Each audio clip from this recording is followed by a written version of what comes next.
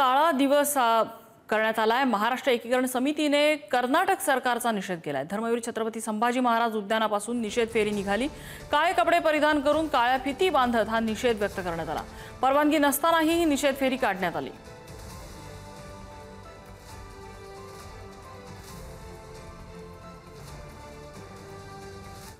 आणि बेळगावमध्ये काळ्या दिनाच्या फेरीला गालबोट लावण्याचा प्रयत्न झाला। कन्नड संघटनांनी हा प्रयत्न केल्याचं समोर येत आहे।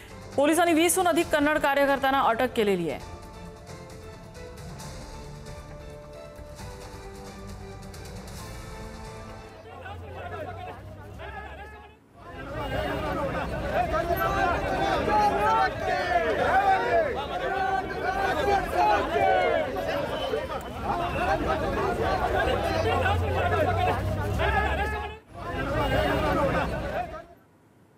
बेळगावात महाराष्ट्र परिवहन महामंडळाची एसटी रोखण्यात आली। अथनी इथे कर्नाटक रक्षण वेदिकेच्या कार्यकर्त्यांनी महाराष्ट्राची एसटी रोखली। मराठी भाषिकांनी काळा दिन पाळल्यामुळे महाराष्ट्राची जत अथणी बस रोखण्यात आली।